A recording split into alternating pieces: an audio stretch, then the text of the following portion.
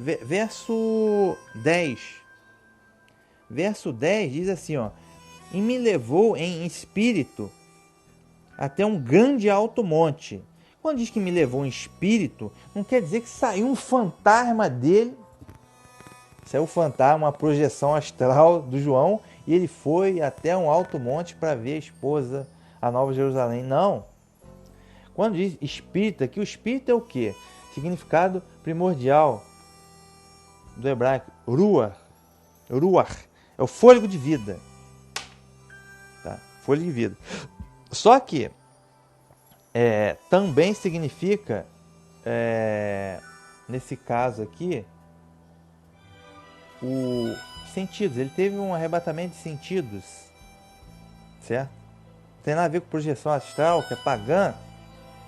O que significa basicamente que mentalmente ele teve possivelmente um arrebatamento de sentidos e mentalmente ele teve essa visão, ok? Isso que significa.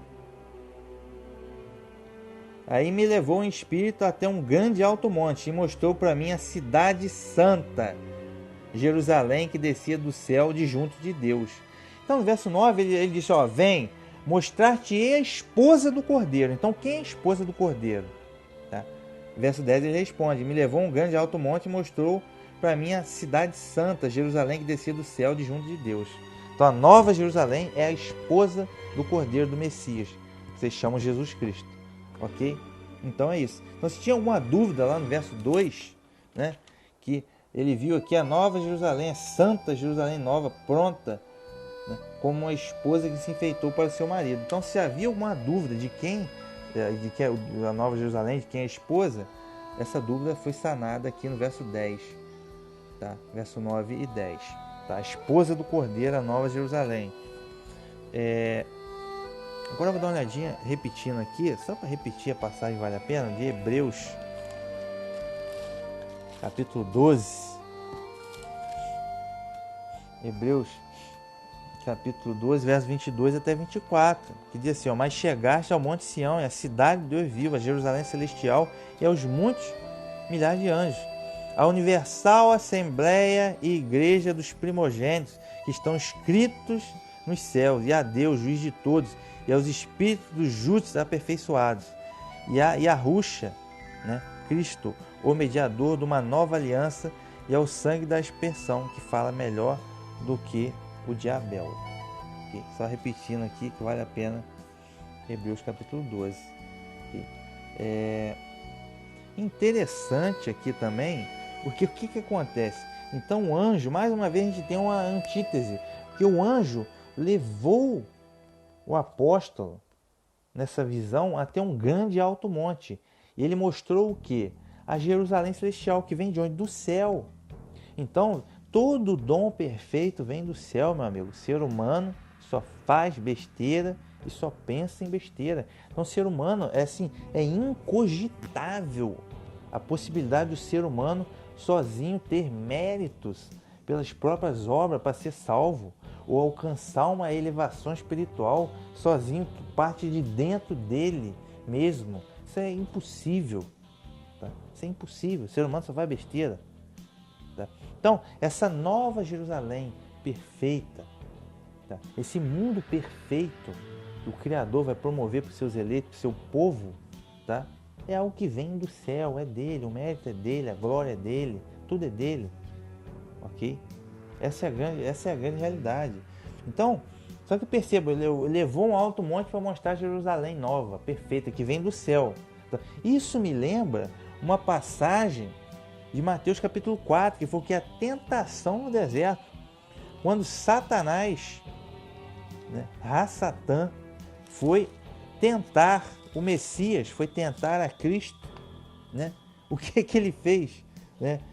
Mateus capítulo 4, verso 8 e 9, diz assim, ó: novamente o transportou o diabo a um monte muito alto e mostrou-lhe todos os reinos do mundo e a glória dele, e disse-lhe: tudo isto te darei, se prostrado me adorares.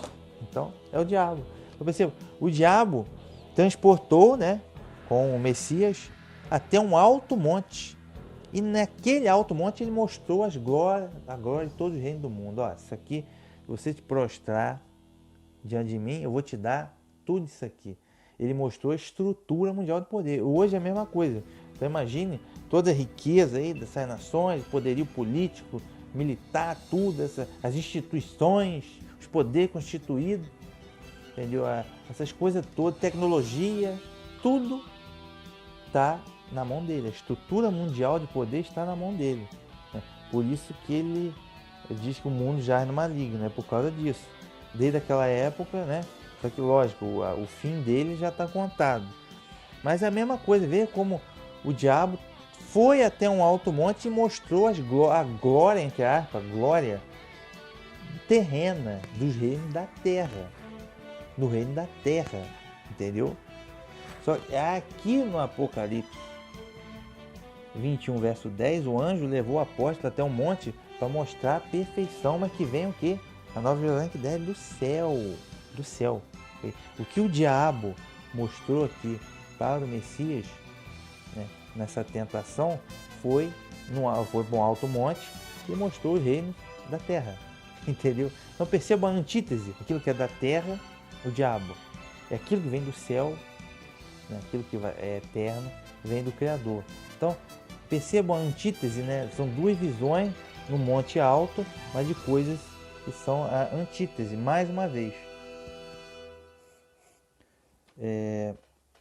Vamos lá então, continuando aqui, voltando ao Apocalipse capítulo 21, verso 11. Apocalipse 21, verso 11.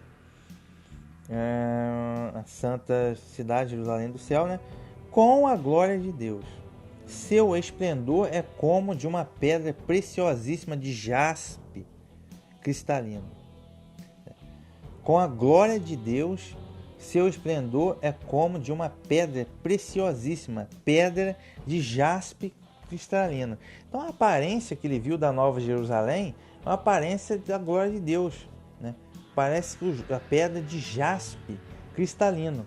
Então a gente lembra, quando a gente fala dessa visão que semelhante à glória de Deus, parece do jaspe, né? Pedra de jaspe, a gente lembra a passagem da visão do trono, do Apocalipse, capítulo 4. Né? Apocalipse, capítulo 4, verso 3 e 6. Então, que ele vê aqui a visão da glória do trono de Deus. Diz assim, ó, Apocalipse 4, verso 3 e 6. Diz assim, ó: e o que estava sentado sobre o trono era, na aparência, semelhante à pedra de jaspe e sardônica, e o arco-íris estava ao redor do trono, e parecia semelhante à esmeralda. Verso 6. E havia diante do trono como um mar de vidro, semelhante ao cristal, e no meio do trono e ao redor do trono, 4 animais, cheios de óleo por diante e por detrás. Então, no verso 3 ele diz que o que estava sentado no trono, na aparência, semelhante à pedra de jaspe, também a pedra de jaspe. E aqui, no verso 6, ele diz que diante do trono tem um mar de vidro semelhante ao cristal. Por quê? O cristal, eu já expliquei isso no verso 4. O cristal ele tem a estrutura dele perfeitamente definida, né? Como é a estrutura do reino de Deus. E essa transparência aqui, como mar, porque o vidro ele é translúcido, a luz transpassa sobre ele. Significa, isso pode dar a entender a transcendência, a onipresença do Eterno. Então, na Nova Jerusalém, por que ela é jaspe cristalino, né? Porque por causa justamente disso, né? Como cristal, né? Que o Eterno vai estar em tudo, tá? Entendeu? Nós estaremos em unidade com o Eterno e com o Messias. Então isso é a transcendência, a onipresença do Eterno, tá? Então perceba que a Nova Jerusalém ela tem uma glória que é descrita aqui semelhante, que tem semelhança com a glória da visão do trono de Deus, que o Eterno vai estar com os homens, ok? Nessa morada eterna. Vamos ver aqui mais algum ponto do verso 11. Então o verso 11 é só isso. Continuando aqui, ó. Ela, no caso a Nova Jerusalém, ela está cercada por alta e grossa muralha, com 12 portas. Sobre as portas há 12 anjos. Cada porta tem um nome escrito, os nomes das 12 tribos de Israel. Então a Nova Jerusalém está cercada por uma alta e grossa muralha, ou alto e grosso muro, com 12 portas. Tá? Sobre as portas há 12 anjos, e cada porta tem um nome escrito, os nomes das 12 tribos de Israel. Então, ele diz aqui que tem 12 anjos na porta. O que significa isso? A muralha tem 12 portas, tá? E cada porta tem um anjo. O que significa isso? Significa que essa morada eterna, Nova Jerusalém, é o lugar que você tem a segurança total. O mal, na verdade o mal nem existe mais nessa altura do campeonato, tá? Significa a segurança total, tranquilidade e paz total. Por quê? Se a gente for lá no Isaías, capítulo 36 e 37, né, Isaías 36 e 37 narra um episódio. Esse episódio, a Bíblia não narra fantasias, ela narra episódios factuais.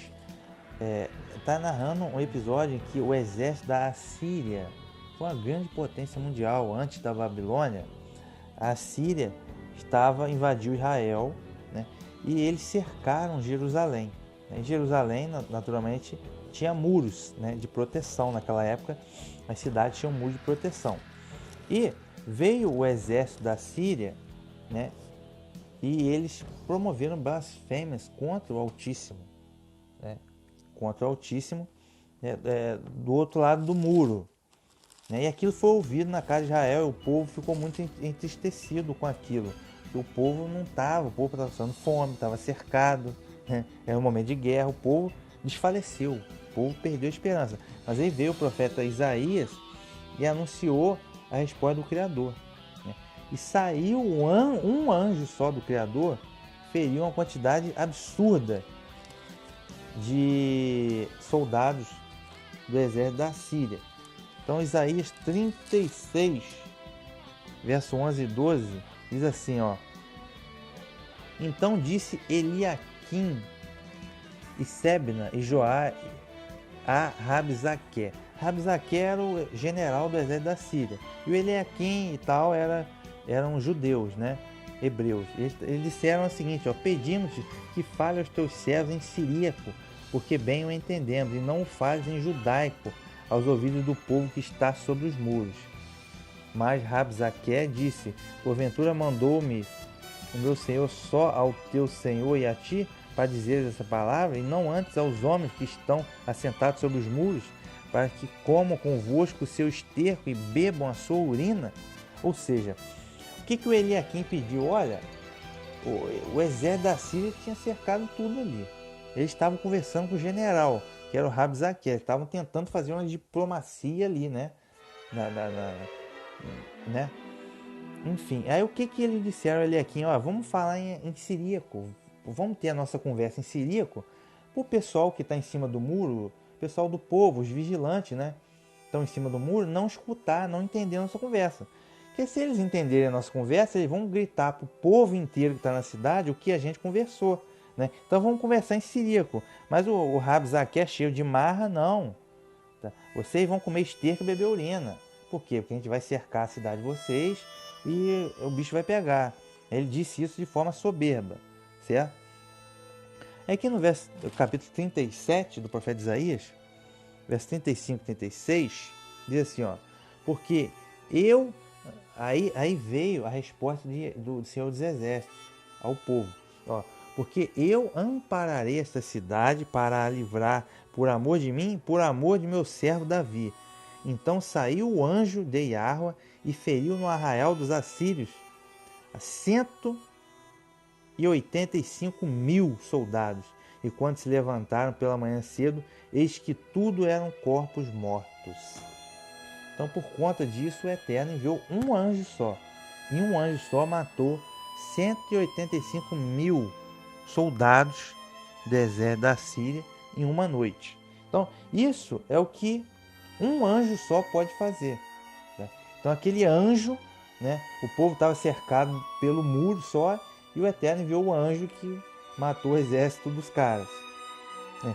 Ou seja, então percebam que aqui já na Nova Jerusalém, o que ele está dizendo aqui simbolicamente? Tem um muro. E esse muro é protegido, cada porta é protegido por 12 anjos. Ou seja, é impossível entrar nessa cidade. É impossível. Ok? O inimigo ter alguma espécie de insegurança, de temor nessa cidade, que é a Nova Jerusalém. Então, é a paz perfeita e a segurança perfeita. Isso só quem pode fazer é o Criador. Tá? O Império da Besta, né? O anti-Messias, com a marca da besta, essa coisa toda, eles vão dizer, então tem paz e segurança. Nova ordem mundial tem paz e segurança. Só que eles não imaginam que o próprio Eterno vai mandar oposição. E não vai ter paz e segurança, coisa nenhuma. Tá? Paz e segurança só quando o Eterno promove isso. Ok? Então essa questão, por isso que são 12 anjos. Tá? Vamos continuar aqui no verso. Então ele tem 12 portas. E no nome das 12 portas é 12 tribos de Israel. Então, muita gente acredita na tal da teologia da substituição. Não, Israel acabou. Israel foi rejeitado. Agora existe uma instituição chamada denominacional, né? Eles colocaram a igreja, eles institucionalizaram a igreja e depois denominacionaram o conceito de igreja. Não, o conceito de igreja não se separa do conceito de Israel, meu amigo. O que é o conceito de povo de Deus. Leiam Romanos capítulo 11, que acaba com a teologia da substituição. Okay? Então aqui, as 12 portas tem o nome das 12 tribos de Israel. Ok? Deixa eu ver aqui. Verso 13. Tá. No verso 13 diz assim, ó. São 3 portas para o lado do oriente, 3 portas para o norte, 3 portas para o sul e 3 portas para o lado do poente. Então, você tem 3 portas, norte, sul, leste e oeste. Tem 3 portas em cada direção. O que significa isso? Significa que a salvação ela está disponível para pessoas de todas as nações, de todos os cantos do mundo. Okay? Então, as portas têm o nome das 12 tribos de Israel, porque quer você queira ou quer você não queira, a salvação veio dos judeus. Okay? Messias é da tribo de Judá, o leão da tribo de Judá. Okay? Então, a Torá foi entregue aos hebreus. Os apóstolos, todos eram hebreus, israelitas. Os profetas, todos eles eram israelitas. Toda a Bíblia foi escrita pelo Criador, né? Foi dada pelo Criador, mas através dos seus servos, todos israelitas, né? Que vieram das 12 casas de Israel. Ok? Então, lá na primeira aliança, o único povo escolhido para ser um povo eleito, povo de Deus, é o povo de Israel. Os gentios podiam se converter e participar desse povo também. Agora, então por isso que as 12 portas têm o nome das 12 tribos de Israel, né? De onde veio o Messias e seus apóstolos também. Agora, as portas estão para as 4 direções, norte, sul, leste e oeste. Por quê? Porque essa salvação está disponível a pessoas de todas as nações, mediante a fé no Messias, que é o que a gente acabou de ler aqui, que é aqueles que creem no seu nome, tá? Que a gente acabou de ler aqui. Então é isso que significa, por isso que a porta para os 4 lados. E note-se que essa salvação eterna, isso já era simbolizado lá no deserto, lá na Torá, onde? Em Números capítulo 2. Porque em Números capítulo 2, o Eterno já fez uma alegoria. Então, o povo de Israel, no deserto, na primeira aliança, era uma alegoria, tá? Uma exemplificação, uma ilustração terrena acerca das coisas que Deus já preparou para a gente. Tá? Porque quando o povo se reunia, o acampamento no deserto se reunia, no meio ficava o tabernáculo. Tá? que aqui no caso, na profecia do Apocalipse 21, é a Nova Jerusalém. Tá? E o povo ficava 3 tribos para o norte, 3 tribos do lado do sul, 3 tribos do lado do ocidente e 3 tribos do lado do oriente. Então eles ficavam 3 tribos, norte, sul, leste e oeste. O acampamento do deserto e no meio o tabernáculo. Perceba que já era uma exemplificação dessa profecia aqui do Apocalipse capítulo 21. Tá? Então a gente vai dar uma olhadinha aqui no livro de Números, como que era a ordem do acampamento no deserto. Deixa eu ver aqui. Números capítulo 2. Números capítulo 2, a ordem do acampamento. É a ordem das tribos no acampamento. Fala os filhos de Israel, verso 2. Assentarão suas tendas, cada um debaixo da sua bandeira, segundo as suas insígnias da casa de seus pais. Ao redor de fronte da tenda da congregação, assentarão suas tendas. Então, na verdade, havia 4 bandeiras, norte, sul, leste e oeste. Tá? E em cada direção ficava 3 tribos. Total 12 tribos, né? José dividido em 2, Efraim e Manassés, e os levitas ficavam no meio com acampamento. Tá? Da banda do Oriente para o nascente será uma bandeira do exército de Judá. Tá? Exército de Judá junto com a tribo, aí tinha a tribo de Judá, Issacar, né? E Zebulon. Tá? Ficavam do lado do, no caso do nascente, do Oriente, sobre a bandeira da insígnia de Judá, cujo símbolo era um leão. Tá? E do exército do lado sul, o verso 10 aqui, diz que do lado sul ficava a insígnia de Ruben,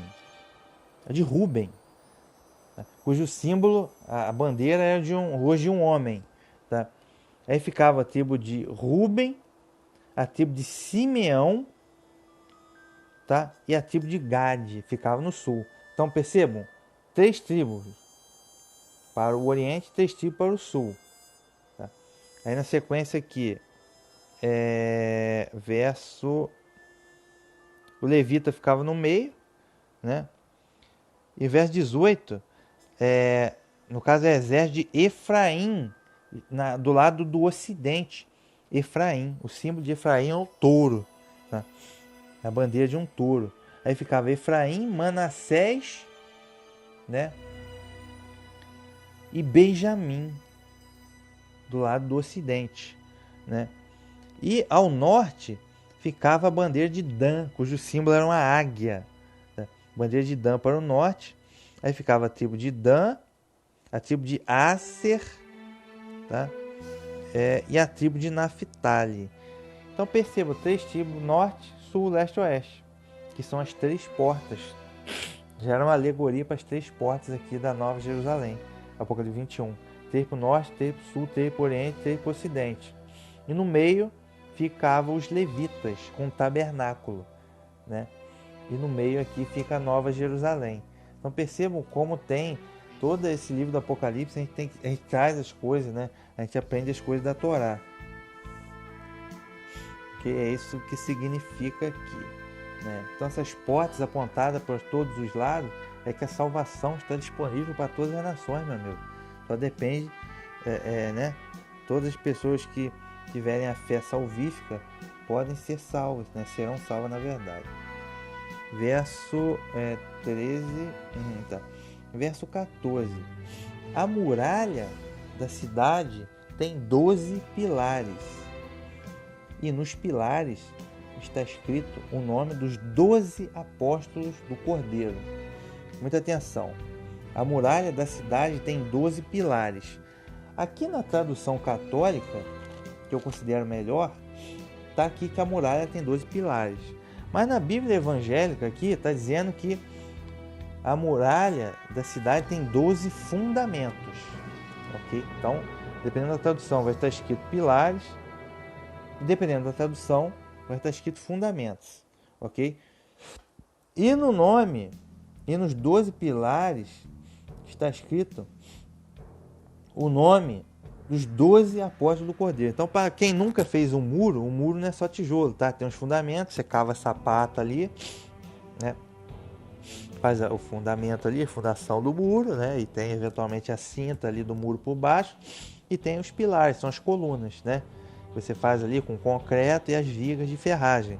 É assim que a gente faz um muro geralmente, né? Pelo menos hoje em dia, né? Mas enfim. Então o muro da cidade tem 12 pilares, escrito o nome dos 12 apóstolos do Cordeiro. Mas quando se fala no nome dos 12 apóstolos do Cordeiro, você sabe lembrar que um dos 12 foi o traidor, né? Foi Judas Iscariotes. Então, certamente o nome de Judas Iscariotes não vai estar dentre os 12 pilares aqui, com certeza. E até porque Judas, como o lugar dele ficou vago, lá no início de Atos dos Apóstolos, foi feita lá uma busca, né? E foi escolhido Matias para ficar no lugar de Judas, como dos 12 apóstolos. Porém, não sabemos muito sobre Matias, né? O apóstolo que ficou notabilizado, né? E pode ser o nome dele que esteja entre os 12, é o apóstolo Paulo, né? Que escreveu as cartas, muito competente, um apóstolo que ficou muito notabilizado e conhecido. Então pode ser o nome do apóstolo Paulo também. Para quem não sabe, né, se é que tem alguém que não sabe isso, Paulo não é um dos 12 apóstolos originais. Tá? Paulo foi chamado a ser apóstolo depois que o Messias ressuscitou, bem depois. Ok? Mas ele ficou um dos mais conhecidos. Né? Apóstolo, então pode ser o nome do apóstolo Paulo. Não sabemos. Então se a gente vamos dar uma olhadinha lá em Efésios, capítulo 2, verso 20.